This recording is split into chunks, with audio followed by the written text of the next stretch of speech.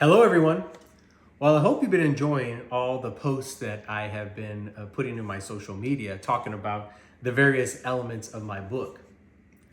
And some of the things that I've referenced in prior videos, like Thorns and Thistles, I want to talk about today. And so it really is putting together all these different parts of the puzzle and helping translate some of the things that are being discussed, especially in the story of Adam and Eve. Every single line is important. Every detail is important in this story. And so we really have to spend the time to think about it, meditate on it, and that's how things are going to be uncovered.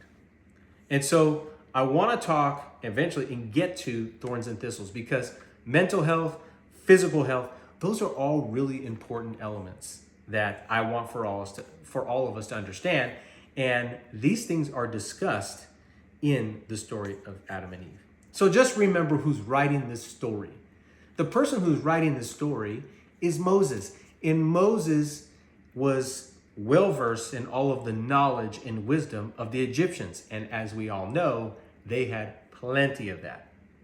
In his writing, as he's inspired and conveying these stories, as every writer in the Bible is, their experience is also placed into the story. He's conveying what he is inspired to write, utilizing his education. So I'm going to help you understand some of the elements of Adam and Eve, this story. So the thing I want to get to right now is the tree, one of the trees.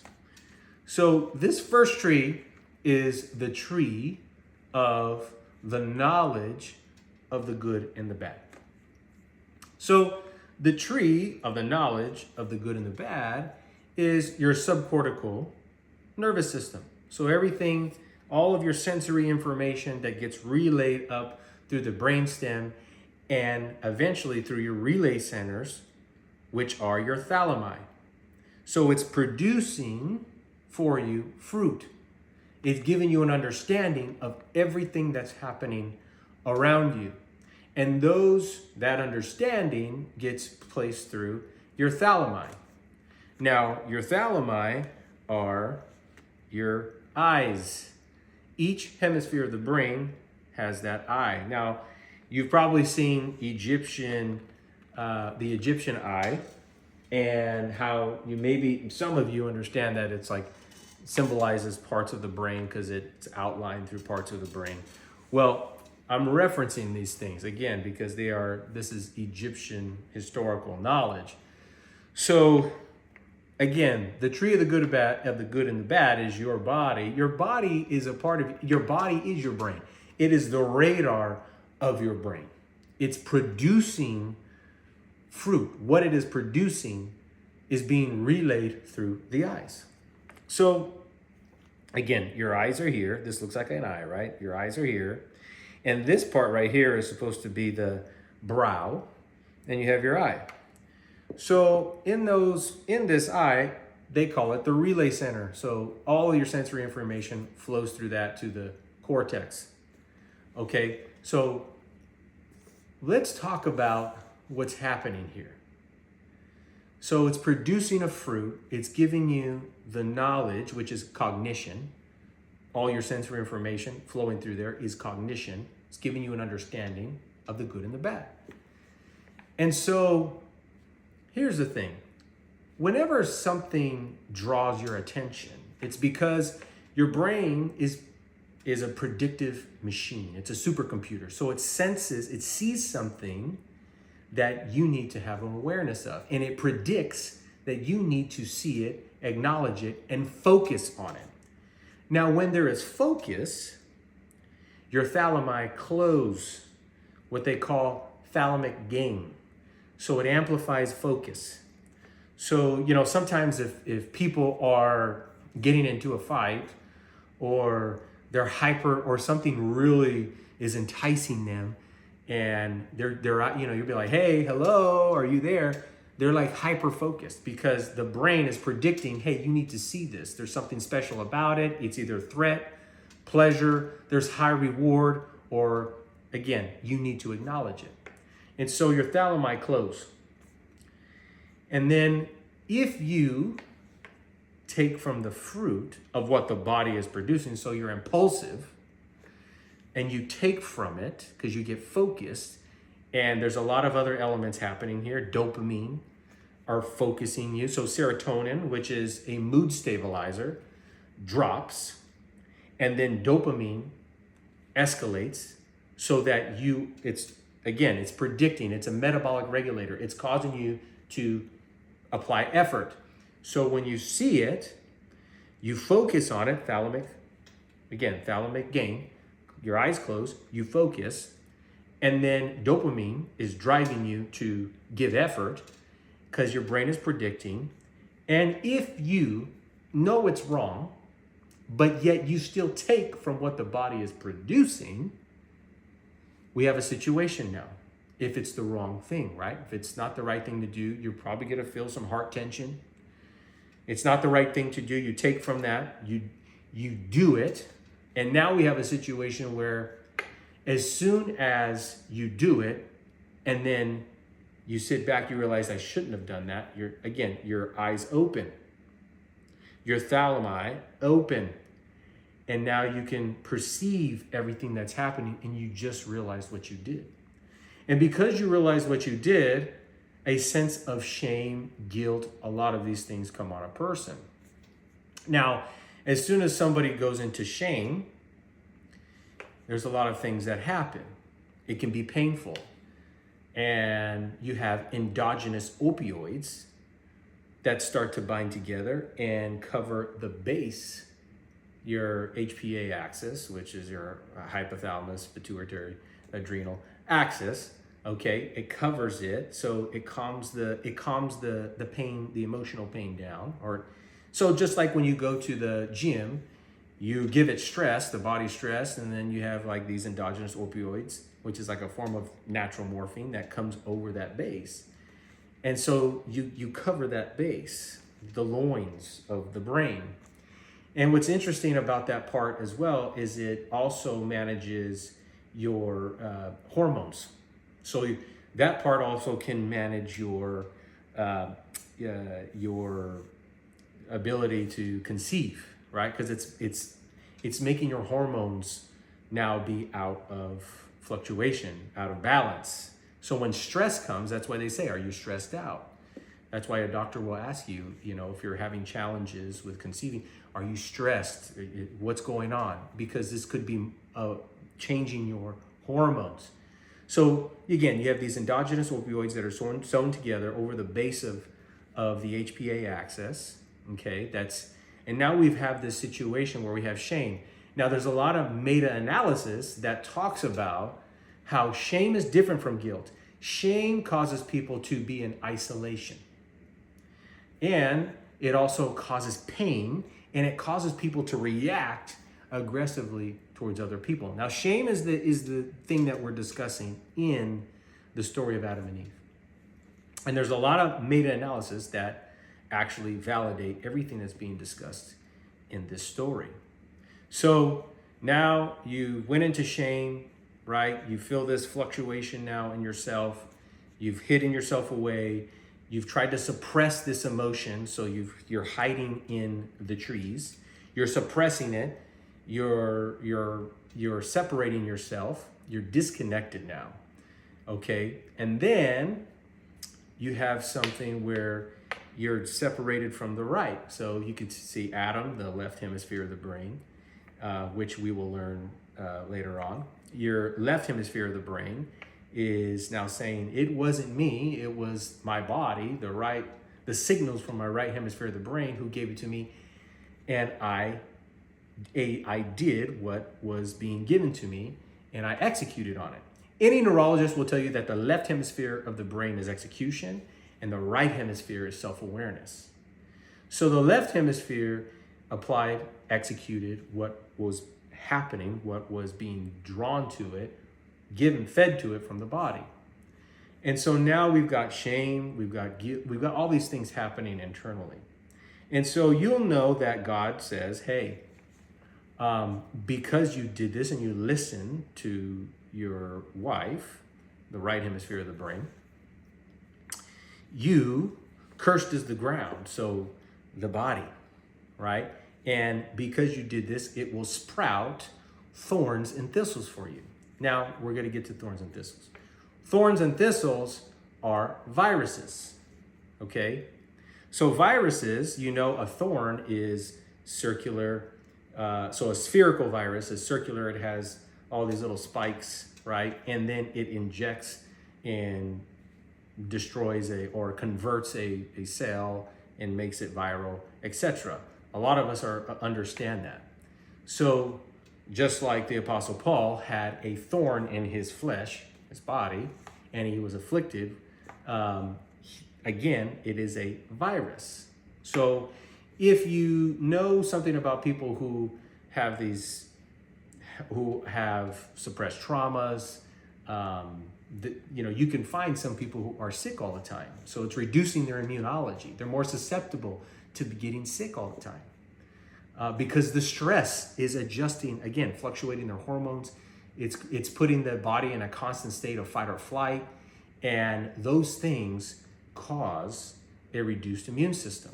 So yes, you will sprout viruses. You're more susceptible. You're unprotected.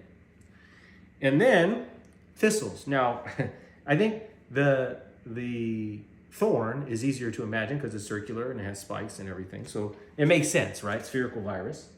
But then there's thistles. So has anybody seen a thistle? Probably nobody has actually went in to go take a look at a thistle, but I put it in the book. So I'm going to share it with you. So this right here is what a thistle looks like. This is what a thistle looks like. And this is what you call a lysogenic phage. Now, this is a virus. It's a complex virus. Again, thistle, complex virus, and it's called a lysogenic phage. Now, you know what's interesting about lysogenic phages is essentially they go in and infect bacteria. So you know that you have a lot of bacteria in your gut, and but it lays dormant when a phage infects bacteria. It lays dormant till when? It lays dormant till stress. So when environmental stressors come upon this bacteria, when it notices that there's environmental stressors, oxidative stress, things that are causing a concern, right, in your body, there are environmental stressors, it causes the bacteria to break down and be destroyed. And that creates what you would see as, some of you have loose bowels, or you have a turned stomach, you feel something in your gut. There's a lot of things happening. So yes, you're more susceptible to viral infection. And then you also have things like inflammation that are driven from, phages, lysogenic phages or complex viruses. There's a lot of things that are happening. So in this story, you have the knowledge that is so deep, things that we're just, been figuring out in the past few decades. But again, it goes to show you that you be more susceptible to immune dysfunction when you do the things that you know you're not supposed to do. And not only that, the other thing that God tells Adam is, he says, by the sweat of your brow. So by the sweat of your brow will you eat bread. So you have this brow right here. This is called the corpus callosum. This is the bridge between the left and right hemispheres, okay? So you have the left and right hemispheres. I told you in a prior video that people feel when they go into disintegration, they can't feel, they're separated from the right hemisphere. So because of that, because they're suppressing the right side, they can't understand how they feel. They're not feeling from the body because it's separated. There's unresolved trauma, again, driven by shame as one example. but that shame is causing a disconnection. So Adam, left hemisphere of the brain, cannot understand what's happening on the right side. By the sweat of his brow, corpus callosum, will he receive insight from the right hemisphere. So in the Bible, in this story, it's telling us how when we do not do the right thing, when we know what the right thing is to do, which is sin, it causes damage to our central nervous system. And that suppressed trauma, that stress that we try to push down, is causing all of this immune dysfunction, which is critically important to why everyone should find ways to come together and discuss what they've done wrong. This is in the Bible. Get together, come together, discuss the things that you've done wrong, release it so that everyone can help heal. This is, again, all of this is formulaic of how to have better mental and physical health. Now, I'll get to the second tree of the garden. I'll get to the closing part of this story as well. I'll connect it all together with all these different puzzle pieces. But I want you to know how critically important it is that we listen to our hearts, because, again, the mind and the heart are communicating.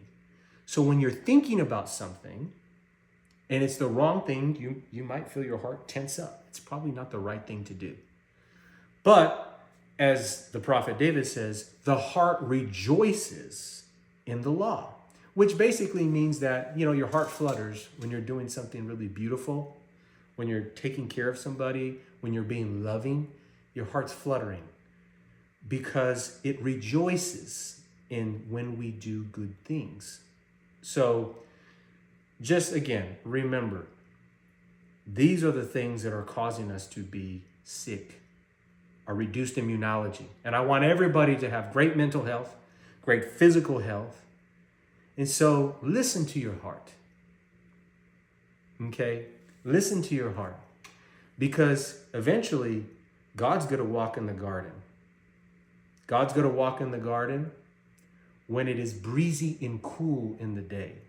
So when is it breezy and cool? When the heat of the day declines in the coolness of the night. Meet.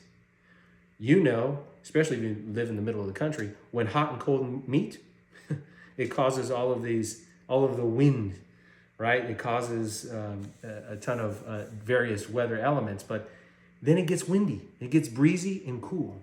So when we've done these things, when we shouldn't have, and the heat of the moment calms down, you're going to feel God speaking to you. Where are you? Because you're disconnected from your heart. And he wants to be back in communion with you, right? So again, I want for you guys to all have great mental stability, be able to think clearly, especially when these temptations, these desires that come over you, pull you away. Make sure you have mental clarity and you're thinking clearly. So again, this is more of a mental health, physical health video. But again, the Bible is giving us the formula for why we become disconnected, why we get sick, and what happens to us. So I hope everyone finds this insightful. I hope you start thinking a little bit deeper about these stories, and I'll continue to help connect the dots for you, all these various puzzles. It's quite fascinating. And thank you so much for tuning in, having an open mind. I know this could be different for a lot of people who grew up hearing different things. But again, thank you for an open mind. And I hope this helped everyone that heard it. Thank you so much.